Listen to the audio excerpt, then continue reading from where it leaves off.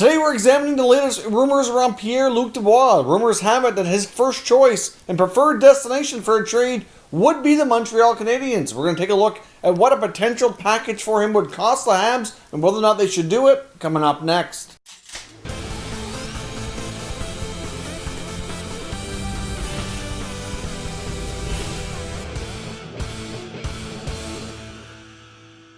So welcome back to another video here at Top Shelf Hockey. Now, as I mentioned, we have reports today indicating that Pierre Luc Dubois, of course, as we know, he's requested a trade out of Columbus, that his first and preferred choice for a landing spot would be to be with the Montreal Canadiens. Of course, we've speculated before whether or not the Habs would have interest, and obviously I do feel that they would, like most teams around the NHL. He's a really, solid, young, up-and-coming center, like I said before. You could probably make a case for 3/4 of the league to have interest in this type of player. He's going to be a number one center. He's signed for a pretty fair contract right now for this year and next. So it only makes sense that there's going to be an absolutely ton of interest. You look around the NHL, to the teams that have the best prospect pools would be the ones that probably have the most likely chance of landing him. So obviously the rumors, though, that's going around now is that I actually have seen two cases of what the package is going to look like. The rumors have it that the Columbus Blue Jackets, their starting point would be for Nick Suzuki to be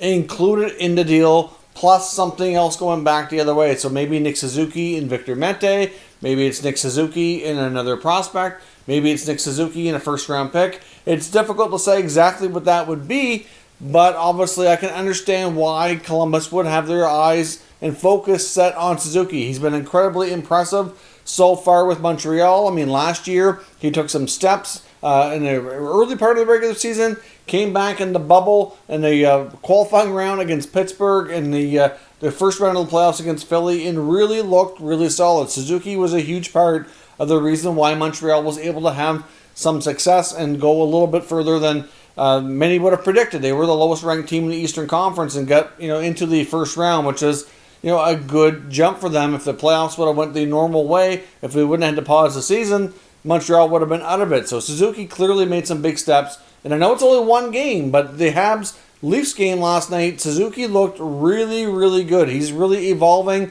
slowly, not only to being an offensive center, but I can see in a not too distant future where he could be regarded possibly as a really good two-way center. Like, I saw some really good back checks and some good defensive play out of him here as well. So he's really evolving into being a really solid top six centerman. So no doubt Columbus would probably try to land him in a package coming back. Now I've seen other reports as well that the rumored package either being offered or being discussed would be a combination of Jesperi Kotkaniemi and Victor Mete, maybe a pick in there as well. That to me, I think would be more likely what Montreal would be countering with. To me, I don't think Nick Suzuki really should be a player that is included. If I'm Montreal, I'm interested in Dubois, but I don't really have a lot of interest in Dubois if I have to give up Suzuki. I think longer term, you could make the argument that Suzuki could turn out to be as good as Dubois. I mean, really, overall, he's really evolving into a solid player. So to me, you might get a little bit better short term, but long term, I think it's more of a lateral move for Montreal if they involve Suzuki in a trade like this. Now, I realize Jesperi Kotkaniemi also has a pretty high potential rate at this point, but he's certainly not nearly as established as Suzuki, at least in my opinion.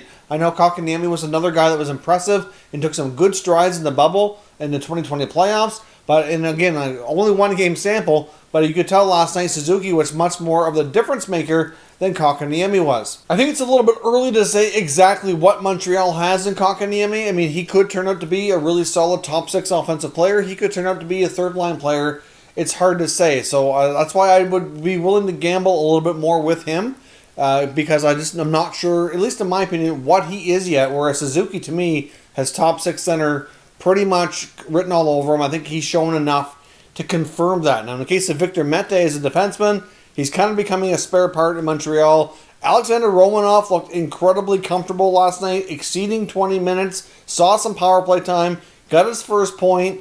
Like, he was incredible. Like, I thought he had a really, really good debut. Yeah, there was a few defensive miscues for sure. But overall, I thought he had a really good game. And Montreal does not really seem intent on kind of sheltering him too much in the early going here. Like, he's obviously, a slightly more mature than a brand new prospect just drafted this past summer. So, he's ready to roll, and he's a big part of the team's future. He is definitely going to be, an untouchable for sure when it comes to Montreal making any trades of any kind in the near future. He's going to be their long-term, their top stud defenseman, I can see here. So, Romanov, no way. But Mete and Kotkaniemi, to me, would be more likely possibilities. To me, I would even consider, in the right deal and the right price, Cole Caulfield as well. I'm not convinced yet that Caulfield's going to be an elite scorer at the NHL. I mean, he's still young. I'm not going to say that he's going to be a bust. I'm definitely not going down that road. I'm just not yet convinced that he's definitely going to be like a 40-goal scorer, 30-goal scorer, anything that significant at the NHL. I mean, to me, based on how he's played in World Juniors in college, I still think he's projecting to be an NHL player. I'm just not yet convinced that he's going to be as elite as one might have thought, a couple of years ago. So we'll see on him. Obviously, they have some other intriguing prospects as well. But obviously, that would be a more likely package, at least in my opinion, that I would be willing to consider if I was able to acquire Pierre Luc Dubois. We know Montreal is obviously really fond of French-speaking players as well from the Quebec area. It's not often that they get an opportunity to really have somebody to play at an elite level that kind of fits that profile. It's been a while. They're long overdue. And obviously, if he wants to go back to which would kind of be like his closest to the thing to being a hometown team or like a homecoming for him, then obviously that could be a really good fit longer term. So the other question, and to me, there's actually a couple questions that this poses, though, that they would have to answer with any kind of trade discussions. One would be from the salary cap perspective. If you're trading mostly players that are on entry-level deals or picks or prospects, then things are not going to work out from a cap perspective. Montreal really used a lot of their cap space, quite wisely, I might add, during the offseason. They brought in a lot of players. We saw them add Josh Anderson, Tyler Toffoli, Jake Allen, Joel Edmondson, and others. And the cap space that they once had is absorbed and used up. So you can't just bring in another $5 million player without something going out to offset. Whether it's Suzuki, Kotkaniemi, Mete, any of those young guys, doesn't matter who you include, they're all on entry-level deals or really cheap contracts. So obviously that's not going to work out. You're going to have to either do a separate deal to move out another player or have a guy going back just making somewhat comparable money.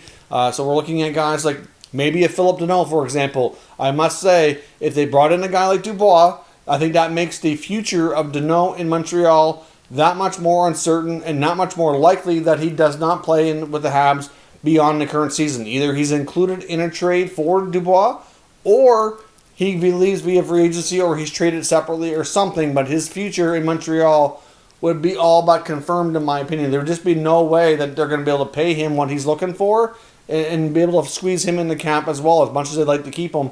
But if they decide to make a trade for Dubois and not include Suzuki, which would be my recommendation, then they have Dubois, Suzuki 1-2. I'm not sure that you really want to pay Philip Deneau to be a number 3 center, to pay him, maybe $5 million or more, which is probably somewhere in the area that he's hoping to get paid. So maybe Deneau is included in a trade. Maybe it's a guy like Tomas Tatar. His future is a little bit uncertain. He needs a contract extension if he's going to stick around as well. I know Paul Byron's name has been mentioned a lot in trade talk. They have to include something of some real salary going out if they're going to make a deal like that happen, obviously. The question then becomes, who would Columbus be willing to take on? And like I said, regardless of the cap complications and who it turns out to be, even if it's not him, the future of Philip Deneau, very much in question. And like I said, you pretty much would seal the deal that he would be done. So if you're a Montreal fan and you have to give up some young assets and you're pretty much guaranteeing the future of Philip Deneau being elsewhere besides Montreal, is that something that you're okay with? I mean, obviously, it's a kind of a big deal. You're kind of gambling, but you're getting one heck of a young up-and-coming player. I know I've seen more remarks again from John Tortorella talking about Dubois, saying how he wished that he would explain himself better publicly and going into the reasons why he wants to leave and all that kind of stuff. But yet Tortorella is famous himself for not wanting to answer questions, not exactly being the most cooperative with the media, and really he doesn't answer stuff if he doesn't want to, but yet he expects his players to. I mean, really, at the end of the day, I understand from Columbus' standpoint this would be frustrating. This is not the first time this has happened. They've had a pretty much of a mass exodus here in the last couple of years of a lot of other players leaving town, which is certainly a concern.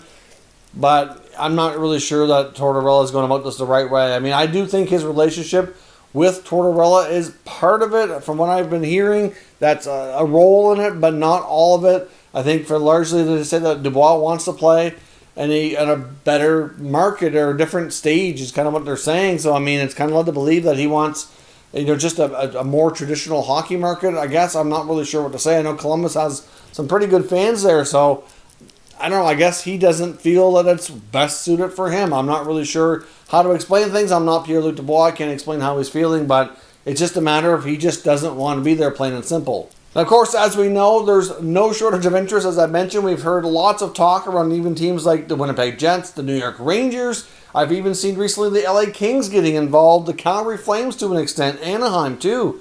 There's all kinds of teams that are going to be kicking tires here, and all those teams I mentioned, maybe not so much the Flames, but those other teams, they all have a lot of really good prospects. So, they could certainly make an interesting trade proposal. Even the Ottawa Senators as well, another team that have been kicking tires. Now, if the Flames want to get involved here, it's going to have to probably be a guy like Sean Monahan or Johnny Gaudreau would have to be what's going the other way. If you're looking at a team like the Winnipeg Jets, it's going to have to likely be a deal involving Patrick Laine. We've talked about that before, how they could maybe have both situations kind of solve each other with a swap.